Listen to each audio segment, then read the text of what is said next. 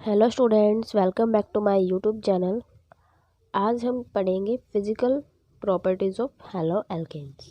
सबसे पहले आती है फिज़िकल स्टेट। फिज़िकल स्टेट में हम बात करेंगे कि जो हैलो एल्केन्स है वो कैसे शो होते हैं इन जनरल। तो क्या होते हैं, ये आपके कलरलेस होते हैं और क्या होते हैं, स्वीट स्मेलिंग लिक्विड्स होते हैं। जो लोअर हैलो एल्केन्स है जो वो भी आपके as a sweet smelling liquid होते हैं। और क्या होते हैं, जनरली ये कलरलेस होते हैं। कलरलेस कब होते हैं, जब ये प्योर होते हैं। ठीक है, अब नेक्स्ट आता है आपके पास सॉलिबिलिटी। सॉलिबिलिटी मीन्स यहाँ पर कि वो सॉल्यूबल है या नहीं किसी भी सॉल्यूशन अगर बनाते हैं। जैसे कि हम बात करते हैं कि आपका क्या है, हैलो एल्केन्स मीन्स हैलोजन और alkanes means alkyl halide R positive X negative. तो ये क्या होते हैं, पोलर होते हैं। और पोलर होने की वजह से इन्हें क्या होना चाहिए, सॉल्यूबल होना चाहिए वाटर के अंदर होना चाहिए कि नहीं, क्योंकि ये तो पोलर है। आर पॉजिटिव एक्स नेगेटिव, एक पॉजिटिव चार्ज है एक नेगेटिव चार्ज है। तो ये दोनों आपस में क्या होने चाहिए, सॉल्यूबल होने चाहिए वाटर के अंदर, क्योंकि वाटर आपका पोलर होता है। लेकिन ये आपके क्या होते हैं, वाटर के अंदर सॉल्यूबल नहीं होते, ये इनसॉल्यूबल होते हैं वाटर में। सो इसका रीज़न क्या है, इसका रीज़न ये है कि जो ये इनके पास क्या होती है, इनसफिशिएंट एनर्जी होती है। मीन्स ये हाइड्रोजन बॉन्डिंग नहीं कर पाते हैं। हाइड्रोजन बॉन्डिंग देखो, आपका जो वाटर होता है H पॉजिटिव और OH नेगेटिव, तो उसके जो आयन्स है उसके साथ ही बॉन्डिंग नहीं कर पाते हैं। तो इस वजह से क्या होता है, they are not able to form hydrogen bonding with water. So इसी कारण से ये क्या होते हैं, सोल्यूबल नहीं होते हैं वाटर के अंदर। ये क्या होते हैं, इनसोल्यूबल होते हैं। इसके ऊपर क्वेश्चन भी आता है कि वाई आर हैलो एल्केन्स या alkyl halide soluble is not soluble in water. So reason यही है कि इनके पास इनसफिशिएंट एनर्जी होती है। ठीक है, ये हाइड्रोजन बॉन्डिंग नहीं बना सकते हैं किसके साथ, वाटर के साथ। हालांकि ये पोलर होते हैं, लेकिन फिर भी इनके पास इतनी एनर्जी नहीं होती है कि ये बॉन्डिंग कर सके।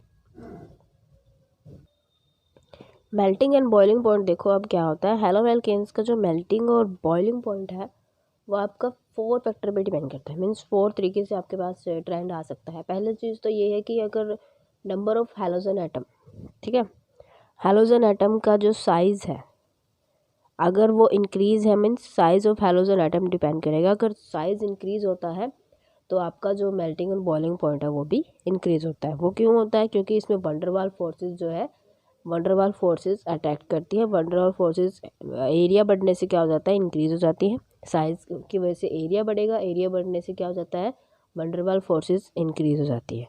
सो देखो, अगर हैलोजन एटम का सबसे बड़ा साइज़ किसका है, आयोडीन का है। तो यहाँ पर अगर हम एग्जांपल लें, ये CH3Br CH3 और CH3F। अगर ऐसे हम इसे लिखें तो सबसे बड़ा जो होगा साइज़ किसका है, आयोडीन का है। तो इस वजह से ये क्या होगा, मेल्टिंग और बॉइलिंग पॉइंट आयोडीन वाले का सबसे ज़्यादा होगा। रीज़न क्या है कि इसका साइज़ क्या है, ज़्यादा है सबसे। सेकंड ट्रेंड क्या हो सकता है कि अगर हम क्या बात करें, अगर number of halogen atom increase हो जाए, मीन्स अगर यहाँ पे एक क्लोरीन लगा है, अगर हम क्या लगा दें किसी भी आपके जैसे कि कार्बन के अंदर, जैसे कि आपका है CHCl3 लगा हो, या फिर यहाँ पर हो CHCl2 CH2Cl2 या फिर CH3Cl। ठीक है, यहाँ पर ये जो हैलोजन एटम है इसकी जो नंबर है वो बड़ा है, number of halogen atom greater है, तो सबसे ज़्यादा मेल्टिंग पॉइंट इसका होगा।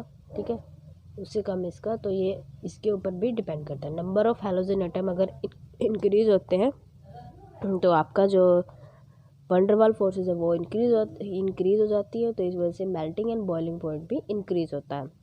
थर्ड हम बात करते हैं, अगर हम कार्बन का नंबर इंक्रीज़ कर दें, मीन्स कार्बन यहाँ पर हम एक एक कार्बन लेके चल रहे थे, अब हम कार्बन का नंबर अगर इंक्रीज़ कर देते हैं, मीन्स यहाँ पर नंबर ऑफ कार्बन 3, जैसे कि यहाँ पर 3 हमने ले लिया, यहाँ पर कोई एक्स लगा है। ठीक है, एक्स से आपका कोई भी हैलोजन हो सकता है और नंबर ऑफ कार्बन यहाँ पे 3 है आपके पास। अगर यहाँ पर आपके 5 हो जाए कार्बन, ठीक है, 5 या 6 या फिर 4, ठीक है, कुछ भी इससे बड़ा होना चाहिए, तो जो मेल्टिंग एंड बॉइलिंग पॉइंट है वो इसका ज़्यादा होगा।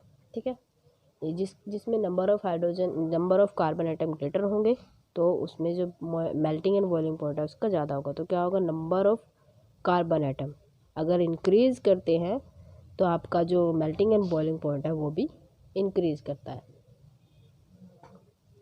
अब लास्ट फैक्टर क्या है, लास्ट फैक्टर आपके पास ये आ सकता है कि जो नंबर ऑफ कार्बन आइटम, अब देखो यहाँ पर कार्बन आइटम के इंक्रीज होने से इसका जो साइज़ है और उसका एरिया, साइज़ बढ़ने से क्या होगा, उसका एरिया बढ़ेगा, एरिया बढ़ने से क्या होगा, वंडर वाल फोर्सेस इंक्रीज़ होंगी, जिस वजह से melting and boiling point increase होगा। ठीक है, अब यहाँ पर आपके ये भी आ सकता है 4 नंबर पे कि आपका जो कार्बन आइटम है वो आपका चेन में प्रेजेंट है। अगर चेन में प्रेजेंट है, जैसे कि हम यहाँ पर चेन की बात ले लेते हैं, जैसे कि हमने यहाँ पर ये ले लिया, अगर हम ये ले लेते हैं तब क्या होगा, देखो CH2CH ये आपका है। ठीक है, ये आपकी चेन है एक कोई, और दूसरा हमने क्या ले लिया, ब्रांच ले लिया, ब्रांच हमने ले लिया। तो इन दोनों में से जो आपका मेल्टिंग एंड बॉइलिंग पॉइंट है वो किसका ज़्यादा होगा। सो जो मेल्टिंग एंड बॉइलिंग पॉइंट है वो आपका, जो आपकी चेन है उसका ज़्यादा होगा, बिकॉज जिसका साइज़ ज़्यादा होगा, जिसका साइज़ ज़्यादा होगा उसका एरिया ज़्यादा होगा, और इस वजह से इसका जो मेल्टिंग एंड बॉइलिंग पॉइंट है वो ज़्यादा होगा।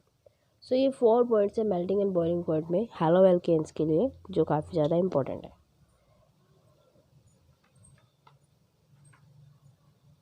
अब हम बात करते हैं डेंसिटी की।